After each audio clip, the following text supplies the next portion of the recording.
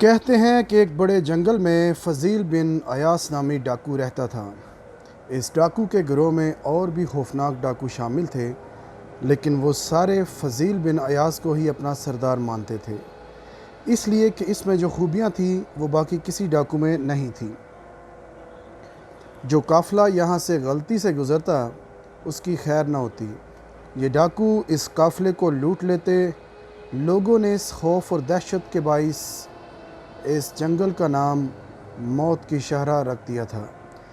ایک دفعہ ایک قافلہ اس جنگل میں پہنچا تو قافلے میں شامل لوگوں نے دیکھا کہ ایک شخص ٹاٹ کا لباس پہنے، اونی ٹوپی سر پر رکھے، مصلی پہ بیٹھا نماز پڑھنے میں مشغول ہے۔ ان لوگوں کو علم تھا کہ اس جگہ قافلے لٹ جاتے ہیں۔ اس قافلے میں ایک شخص خاصا ہوشیار تھا۔ اس نے جب اس شخص کو دیکھا تو سوچنے لگا، یہ شخص بہت پہنچا ہوا بزرگ ہے جو اتنی بے خوفی سے جنگل میں اکیلا رہ رہا ہے۔ کیوں نہ میں اپنی چیزیں اس بزرگ کے پاس امانتاً چھوڑ جاؤں اور ڈاکوؤں کے ہاتھوں لٹنے سے بچ جاؤں۔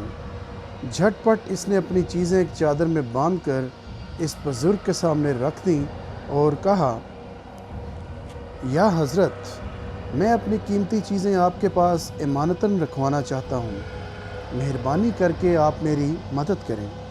اس بزرگ نے کہا، آپ مجھے جانتے ہیں جو مجھ پہ اتنا اعتماد کر رہے ہیں؟ وہ شخص کہنے لگا، آپ کے چہرے کو دیکھ کے مجھے حوصلہ ہوا ہے کہ آپ جیسا انسان میری ان چیزوں کی حفاظت بآسانی کر سکے گا۔ اس بزرگ نے پوچھا کہ تم ایسا کیوں کر رہے ہو؟ اس شخص نے جواب دیا، یہاں پر فضیل نامی ایک ڈاکو رہتا ہے، وہ ہمارے قافلے کو ضرور لوٹے گا، لیکن اس کا دھیان آپ جیسے بزرگ کی طرف نہیں جائے گا اور میں موقع نکال کر اپنے سامان کو آپ سے لے لوں گا اور اس طرح میں نقصان سے بچ جاؤں گا۔ بزرگ نے کہا، جا بچہ، میں تیری چیزوں کی حفاظت کروں گا۔ اس شخص نے اپنی چیزیں اس بزرگ کے حوالے کیں اور ہوش ہوش وہاں سے چلا گیا۔ رات کے پچھلے پہر جب ہر طرف گہرا سناٹا چھایا ہوا تھا، ہر طرف ہو کا عالم تھا، یہ قافلہ آہستہ آہستہ چوروں کی طرح سفر کر رہا تھا تاکہ ڈاکوؤں کو ان کی خبر نہ ہونے پائے۔ ابھی تھوڑی دور ہی یہ قافلہ پہنچا کہ اچانک ڈاکو ہر طرف سے نیزے اور تلواریں لیے ان کے سروں پر پہنچ گئے اور انہوں نے قافلے کو لوٹنا شروع کر دیا۔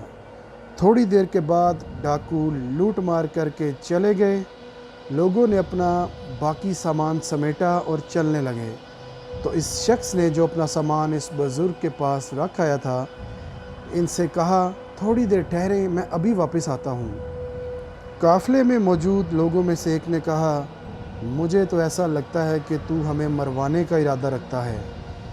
پہلے ہمارا سامان گیا ہے، اب اگر تھوڑی دیر اور رکے تو ہم اپنی جانوں سے بھی ہاتھ دھو بیٹھیں گے۔ اس شخص نے دل میں سوچا کہ ان کو سب کچھ بتا دینا چاہیے تاکہ جب وہ اپنا سامان واپس لائیں تو کوئی اس کے بارے میں برا نہ سوچے۔ اس لیے اس نے ساری بات اپنے ساتھیوں کو بتا دی۔ لوگ اس کی باتیں سن کے زور زور سے ہنسنے لگے اور کہا، تو پاگل تو نہیں؟ ایسی خطرناک جگہ پر کوئی بزرگ کہاں رہ سکتا ہے؟ جس شخص کو تو اپنا سامان دے کر آیا ہے وہ کوئی بہروپیہ ہے۔ وہ شخص ان کی باتیں سن کر ڈر گیا اور اس طرف بھاگ نکلا جہاں اس نے اپنا سامان بزرگ کو دیا تھا، لیکن جب وہ قریب گیا تو حیران رہ گیا کہ وہاں پر سارے ڈاکو بیٹھ کر وہ مال آپس میں بانٹ رہے تھے اور وہ مال وہ بزرگ ان میں تقسیم کر رہا تھا جسے اس نے اپنا سامان دیا تھا، اور وہ پریشان ہو گیا کہ واقعی اس نے تو اپنا سامان ڈاکو کے حوالے کر دیا۔ وہ حیران و پریشان وہاں کھڑے کا کھڑا رہ گیا۔ ایک ڈاکو نے مذاق سے کہا، او بھائی، تم یہاں کیا لینے آئے ہو؟ اس نے کوئی جواب نہ دیا۔ اتنے میں سردار نے بھی اس کی طرف دیکھا اور کہا، کیا بات ہے؟ وہ شخص کہنے لگا، میں سوچ رہا ہوں بعض چہرے جو دیکھنے میں معصوم لگتے ہیں کتنے خطرناک ہوتے ہیں۔ سردار نے کہا، زیادہ باتیں بنانے کی ضرورت نہیں، تمہارا مال محفوظ پڑا ہے، اسے لے جاؤ۔ اس شخص کو قطعاً یقین نہ آیا، اس لیے اس نے ذرا بھی حرکت نہ کی اور وہاں کھڑا رہ گیا۔ سردار نے ڈانٹ کر کہا، میں نے جو کہا ہے وہ تم نے نہیں سنا؟ سامان لے جاؤ اور چلے جاؤ۔ وہ شخص اپنا سامان لے کر واپس آ گیا تو قافلے والے بھی اس کی بات سن کر حیران و پریشان رہ گئے۔ دوسری طرف ڈاکو نے بھی سردار سے کہا، آپ کو سامان واپس نہیں کرنا چاہیے تھا۔ سردار نے کہا، تم خاموش ہو جاؤ، کیونکہ یہ ایک سردار کا فیصلہ ہے، وہ جو چاہے کر سکتا ہے، تمہیں اعتراض کرنے کی کوئی ضرورت نہیں۔ سردار کو ایک عورت اچھی لگتی تھی، اس نے اپنے حصے کا سامان لیا، اس کے پاس پہنچ گیا، اس سے کہا کہ میں بہت پریشان ہوں، آج ایسا واقعہ پیش آیا ہے جس نے مجھے ہلا کے رکھ دیا ہے۔ پھر سردار نے اسے سارا واقعہ سنایا۔ وہ عورت ہنسنے لگی اور کہا، تم بھی کمال چیز ہو، جسے اس معمولی سے واقعے نے پریشان کر دیا۔ سردار نے کہا، یہ معمولی واقعہ نہیں، بلکہ یہ واقعہ میری زندگی کو بھی بدل سکتا ہے۔ اس کی یہ بات آئی گئی ہو گئی۔ کچھ دنوں کے بعد ایک اور قافلہ وہاں سے گزرا تو انہوں نے اس قافلے کو بھی لوٹ لیا۔ اس قافلے میں سے ایک شخص نے کہا، تمہارا سردار کون ہے؟ میں اس سے کچھ کہنا چاہتا ہوں۔ ایک ڈاکو نے ہنستے ہوئے کہا، ہمارا سردار کہیں بیٹھا اللہ اللہ کر رہا ہوگا، دریا کے کنارے نماز پڑھ رہا ہوگا۔ یہ سن کر وہ شخص حیران رہ گیا اور کہنے لگا، تمہارا سردار نماز بھی پڑھتا ہے؟ تعجب کی بات ہے۔ اس شخص نے کہا، ہمارا سردار نہ صرف نماز پڑھتا ہے بلکہ روزے بھی رکھتا ہے، اس وقت بھی اس نے روزہ رکھا ہوا ہے۔ وہ شخص یہ سن کر مزید حیران رہ گیا اور ضد کرنے لگا، میں اس سے ضرور ملنا چاہتا ہوں۔ ڈاکو اسے لے کے سردار کے پاس پہنچے، وہ ابھی ابھی نماز سے فارغ ہوا تھا۔ سردار نے یہ پوچھا، یہ کون ہے؟ ڈاکو کہنے لگا، یہ اس قافلے میں سے ہے جسے ہم نے ابھی ابھی لوٹا ہے، یہ بضد ہے کہ آپ سے ملاقات کرے گا۔ سردار نے اس شخص سے پوچھا، تم مجھ سے کیوں ملنا چاہتے ہو؟ اس شخص نے جواب نہ دیا اور سردار کو دیر تک گھورتا رہا اور تھوڑی دیر کے بعد پوچھا، کیا تم واقعی نماز روزے کے پابند ہو؟ سردار نے کہا، الحمدللہ۔ اس شخص نے کہا، میں حیران ہوں کہ ایک متقی شخص ڈاکو کیسے ہو سکتا ہے؟ پھر سردار سے پوچھا کہ تم قرآن پڑھ سکتے ہو؟ سردار نے کہا، ہاں، کیوں نہیں؟ تاجر افسوس کرنے لگا اور کہا، اے سردار، میری یہ دعا ہے، تم جو کچھ نظر آ رہے ہو ہر جگہ ایسے ہی نظر آؤ۔ یہ کہہ کر وہ وہاں سے چلا گیا۔ اس کے جانے کے بعد سردار نے عورتوں کو لوٹنے سے منع کر دیا اور ساتھ یہ بھی کہا، جس شخص کو بھی لوٹا جائے اس کے پاس اتنے پیسے رہنے دیے جائیں جس سے وہ اپنی منزل پر پہنچ سکے۔ ایک دن ایک مخبر نے سردار کو بتایا، ایک بہت بڑا قافلہ آ رہا ہے، اس میں کوئی عورت بھی شامل نہیں اور تجارت کا مال بھی کافی تعداد میں ہے۔ سردار نے ساتھیوں کو تیار رہنے کا حکم دیا اور خود مسلح بچھا کر عبادت کرنے لگا۔ قافلہ قریب پہنچا تو قافلے کا سردار اس کے پاس آیا اور پوچھا کہ تم کون ہو؟ قافلے کے سردار نے پوچھا، تمہیں قافلے سے بچھڑے کتنے دن ہوئے ہیں؟ ڈاکوؤں کے سردار نے کہا، 4 دن۔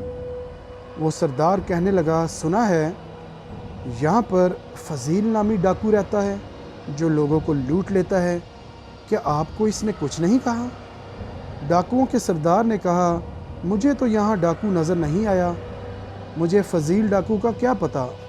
قافلے کے سردار نے اطمینان کی سانس لی اور کہا، اللہ کا شکر ہے کہ اس جگہ فضیل سے کوئی خطرہ نہیں، انہوں نے یہاں پڑاؤ کر لیا اور اطمینان سے آرام کرنے لگے۔ ڈاکوؤں کا سردار اپنے ساتھیوں کے پاس گیا اور انہیں بتانے لگا کہ جب میں سیٹی بجاؤں تو تم نے حملہ کر دینا ہے۔ اس کے بعد وہ واپس آ گیا۔ اتنے میں اس نے دیکھا کہ قافلے کا سردار یہ آیت پڑھ رہا ہے، اہل ایمان کے لیے وہ وقت نہیں آیا کہ ان کے قلوب اللہ کے ذکر سے خوف زدہ ہو جائیں۔ اس آیت کو سن کر ڈاکوؤں کا سردار رونے لگا اور اپنے آپ سے کہنے لگا، اے فضیل، کیا وہ وقت اب بھی نہیں آیا کہ میں لوٹنے سے باز آ جاؤں اور اللہ کی طرف رجوع کروں؟ فضیل وہاں سے چپکے سے نکلا اور اندیکھی منزل کی طرف روانہ ہو گیا۔ ڈاکو سردار کے ساتھی ساری رات اس کے اشارے کے منتظر رہے، لیکن سردار کی جانب سے کوئی اشارہ نہ موصول ہوا اور وہ قافلہ لٹنے سے بچ گیا۔ جس صحرا میں فضیل گیا وہاں پر بھی ایک قافلہ ٹھہرا ہوا تھا۔ فضیل نے سنا قافلے کا سردار ان سے کہہ رہا تھا، سنا ہے یہاں پر فضیل ڈاکو رہتا ہے جو لوگوں کو لوٹ لیتا ہے، کیوں نہ ہم اپنا راستہ تبدیل کر لیں؟ فضیل نے ان سے کہا، میں تم سے چند باتیں کرنا چاہتا ہوں۔ ایک شخص بولا، تم کس سے بات کرنا چاہتے ہو؟ فضیل نے کہا، میں تمہارے سردار سے بات کرنا چاہتا ہوں۔ کچھ دیر بعد فضیل کو خیمے کے اندر بلایا گیا۔ فضیل نے کہا، لوگوں کو اب فضیل ڈاکو سے ڈرنے کی ضرورت نہیں، اس نے توبہ کر لی ہے اور اب وہ کسی کو نہیں لوٹتا۔ قافلے کے سردار نے پوچھا، تمہیں کیسے پتہ چلا؟ فضیل نے کہا، میں اس لیے کہہ رہا ہوں کہ میں خود ہی فضیل ڈاکو ہوں۔ سردار اچھل پڑا۔ خیمے میں موجود لوگ حیرت سے اس کا منہ تکنے لگے۔ آخر قافلے کے سردار نے پوچھا، ہمیں کیسے پتہ چلے گا کہ تم ہی فضیل ڈاکو ہو؟ فضیل نے بڑی مشکل سے انہیں یقین دلایا اور قافلے کے ساتھ بغداد چلا گیا۔ فضیل بغداد پہنچتے ہی قاضی کے پاس گیا اور ساری کہانی سنا کر کہا، آپ جو چاہیں سزا دے دیں، میں ہر قسم کی سزا بھگتنے کے لیے تیار ہوں۔ قاضی نے کہا، تمہاری یہی سزا ہے کہ جن لوگوں کو تم نے لوٹا ہے انہیں تلاش کر کے ان سے معافی مانگ لو۔ فضیل نے کہا، یہ تو نہایت مشکل کام ہے، لیکن میں کوشش کرتا ہوں۔ یہ کہہ کر فضیل وہاں سے روانہ ہو گیا۔ گھر پہنچا تو بیوی سمجھی کہ شوہر زخمی ہو کر آیا ہے اور کہنے لگی، آپ کو کہاں زخم آیا ہے؟ فضیل نے کہا، روح پر۔ بیوی نے کہا، میں آپ کا مطلب نہیں سمجھی۔ فضیل نے سارا واقعہ اپنی بیوی کو سنایا۔ بیوی یہ سن کر بہت خوش ہوئی اور کہا، جاؤ، اللہ آپ کی مدد کرے گا۔ جب فضیل جانے لگا تو بیوی نے کہا، میرا دل کرتا ہے کہ میں بھی آپ کے ساتھ جاؤں۔ فضیل نے کہا، نہیں، تم یہیں میرا انتظار کرو۔ بیوی نے کہا، سرتاج، میں کب تک آپ کا انتظار کروں؟ فضیل نے کہا، صرف 4 سال تک، کیونکہ اس وقت تک میں اپنے سارے کام نپٹا لوں گا۔ بیوی نے کہا، 4 سال تو کیا، میں تو ساری عمر آپ کا انتظار کروں گی۔ فضیل بیوی کی بات سن کر خوش ہوا اور کہا، تم واقعی عظیم ہو، تم پر جتنا بھی فخر کیا جائے کم ہے۔ اس کے بعد آپ نے لوگوں کو تلاش کرنا شروع کر دیا اور ان سے معافی مانگنے لگے۔ جس کے پاس بھی جاتے وہ آپ کو دیوانہ سمجھتا اور پیچھا چھڑانے کے لیے معاف کر دیتا۔ اس کی وجہ یہ تھی کہ انہوں نے آپ کو دیکھا نہیں ہوا تھا، صرف نام جانتے تھے۔ ایک یہودی نے آپ کو معاف کرنے سے انکار کر دیا اور کہا، میرا مال اور نقدی واپس کر دو، پھر معافی ملے گی۔ آپ نے اس کی کافی منت سماجت کی، لیکن وہ راضی نہ ہوا۔ آپ نے کہا، اگر تم معاف نہیں کرو گے تو میں تمہارے دروازے پہ اپنی جان دے دوں گا۔ یہودی نے کہا، ٹھیک ہے، یہیں پڑے رہو، لیکن میں تمہیں پیسے لیے بغیر معاف نہیں کر سکتا۔ آپ نے کہا، ایسا کرو، مجھ سے کوئی کام لے لو اور معاف کر دو۔ یہ سن کر یہودی نے کہا، اچھا کل تم میرے ساتھ چلنا، میں تمہیں کام بتاؤں گا، جس دن تم نے وہ کام ختم کر دیا میں معاف کر دوں گا۔ دوسرے دن یہودی آپ کو ایک صحرا میں لے گیا اور ایک بہت بڑے ٹیلے کے سامنے کھڑا ہو کر کہا، اسے یہاں سے ہٹا کر دوسری جگہ رکھ دو، میں تمہاری خبر لیتا رہوں گا۔ جب اس نے دیکھا آپ کام میں لگ گئے ہیں تو وہ ہنستا ہوا وہاں سے رخصت ہو گیا۔ یہ کام بہت مشکل تھا، لیکن آپ ہر وقت اللہ سے یہی کہتے، یا اللہ میری مدد فرما، میں کام ختم کر کے معافی ضرور لوں گا۔ اللہ تعالیٰ نے آپ کی دعا قبول فرمائی۔ رات کو تیز طوفان آیا، وہ ریت کا بڑا ٹیلا اس طوفان کے زور سے دوسری جگہ منتقل ہو گیا۔ آپ یہ دیکھ کر بہت خوش ہوئے اور اللہ کا شکر ادا کرنے کے لیے سجدے میں گر گئے۔ یہودی آیا تو آپ نے کہا، اللہ نے میری مدد کی ہے اور تمہارا کام ختم ہو گیا ہے، لہٰذا مجھے معاف کر دو۔ یہودی نے کہا، میں تمہیں معاف نہیں کر سکتا کیونکہ یہ کام تم نے نہیں کیا۔ بہرحال میں اتنا کرتا ہوں کہ اس سے لوٹے ہوئے مال کے بدلے میں قبول کر لیتا ہوں، لیکن نقدی تو تمہیں دینا ہی پڑے گی۔ آپ نے بے بسی سے کہا، میں پیسے ادا نہیں کر سکتا، مجھ سے کوئی اور کام لے لو اور مجھے معاف کر دو۔ آپ ایک بار پھر یہودی کے دروازے پر بیٹھ گئے۔ یہودی آپ سے تنگ آ گیا اور کہا، اندر جاؤ، الماریوں میں اشرفیوں کی ایک تھیلی پڑی ہوئی ہے، اسے لا کر میرے حوالے کر دو، میری قسم پوری ہو جائے گی اور میں تمہیں معاف کر دوں گا۔ آپ اندر گئے اور تھیلی یہودی کو دے دی اور شکریہ ادا کیا۔ یہودی نے تھیلی کا منہ کھولا تو اس میں سے اشرفیاں نکلیں۔ فضیل نے کہا، اب تم مجھے معاف کر دو۔ یہودی نے کہا، اب میری آخری شرط ہے، اگر پوری کر دو تو میں معاف کر دوں گا۔ آپ نے کہا، وہ بھی بتا دو تاکہ پوری کروں۔ یہودی نے کہا، مجھے مسلمان کر دو۔ آپ نے کہا، میں سمجھا نہیں، تم کیا کہہ رہے ہو؟ یہودی نے کہا، میں یہی کہہ رہا ہوں کہ اس وقت تمہیں معاف کروں گا جب تم مجھے مسلمان کر دو گے۔ آپ نے پوچھا، تمہیں مسلمان ہونے کا خیال کیسے آیا؟ یہودی نے کہا، وہ واقعات نے مجھے مسلمان ہونے پر مجبور کیا ہے۔ پہلا واقعہ ریت کے ٹیلے والا اور دوسرا اشرفیوں کی تھیلی والا، کیونکہ اشرفیوں کی تھیلی میں نے ریت بھر کر رکھی ہوئی تھی۔ آپ کے ہاتھ لگانے سے وہ ریت اشرفیوں میں ڈھل گئی۔ اس طرح یہودی مسلمان ہو گیا اور آپ کو معاف کر دیا۔ معافی مانگنے کے بعد آپ اپنی بیوی کے پاس گئے اور اسے لے کے حج ادا کرنے کے لیے روانہ ہو گئے۔ ایک دن ہارون الرشید فضل برمکی کے پاس آئے اور کہا، میں اس زندگی سے تنگ آ گیا ہوں، دل کرتا ہے کسی درویش سے ملاقات کروں۔ فضل برمکی آپ کو سفیان کے پاس لے گئے۔ ہارون نے کہا، کہیں اور لے چلو۔ اس کے بعد فضل برمکی آپ کو فضیل بن ایاس کے پاس لے گیا۔ راستے میں ہارون نے پوچھا، یہ بزرگ کون ہے؟ فضل نے بتایا، یہ پہلے ڈاکو تھے، پھر توبہ کر کے درویشی اختیار کر لی ہے۔ ہارون الرشید بے دل ہو گئے اور کہا، طبیعت تو نہیں آمادہ، اگر تم کہتے ہو تو چل کر دیکھ لیتے ہیں۔ جب دونوں وہاں پہنچے تو اندر سے قرآن پاک پڑھنے کی آواز آ رہی تھی۔ آپ نے دستک دی تو اندر سے پوچھا، کون ہے؟ انہوں نے بتایا، امیر المومنین ہارون الرشید۔ اندر سے جواب ملا، ان کا اور میرا کیا واسطہ، انہیں کہیں مجھے نہ ستائیں۔ فضل نے کہا، امیر کی اطاعت آپ پر فرض ہے، اگر آپ نے اجازت نہ دی تو ہم خود اندر داخل ہو جائیں گے۔ تو آپ نے کہا، میں اجازت نہیں دیتا، اگر خود آنا چاہو تو منع نہیں کروں گا۔ اس وقت رات تھی۔ ہارون اور فضل جو ہی اندر داخل ہوئے، آپ نے چراغ بجھا دیا اور نماز پڑھنے لگے۔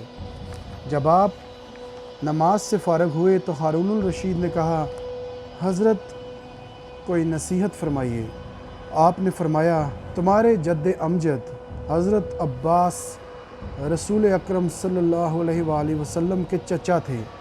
ایک بار انہوں نے آپ سے کہا مجھے کسی علاقے کا امیر بنا دیجئے، تو حضور صلی اللہ علیہ وآلہ وسلم نے فرمایا میں تمہیں اپنے نفس کا امیر بناتا ہوں، کیونکہ دنیا کی حکومت قیامت کے روز ندامت کا سبب بن جائے گی۔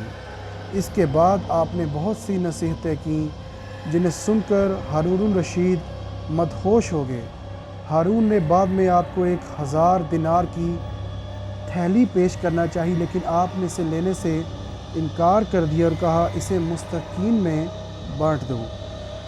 ہارون الرشید فضل برمکی کے ساتھ باہر نکلے تو فضل نے کہا واقعی ان کا تو کوئی جواب نہیں۔ ہارون بہت خوش ہوئے کہ اللہ کے نیک بندے سے ملاقات ہو گئی جس نے ان کے دل میں نئے چراغ روشن کر دیے۔ فضیل بن ایاس نے اپنی ساری عمر عبادت میں گزار دی۔ کہاں ڈاکوؤں کا سردار اور کہاں اللہ کا نیک بندہ، ہے نا عجب سردار کہ جس نے لوگوں کے دلوں میں اور اللہ کے ہاں اپنے لیے ڈھیر ساری جگہ بنا لی۔ اللہ تعالیٰ ان کے درجات اور بلند کرے، آمین۔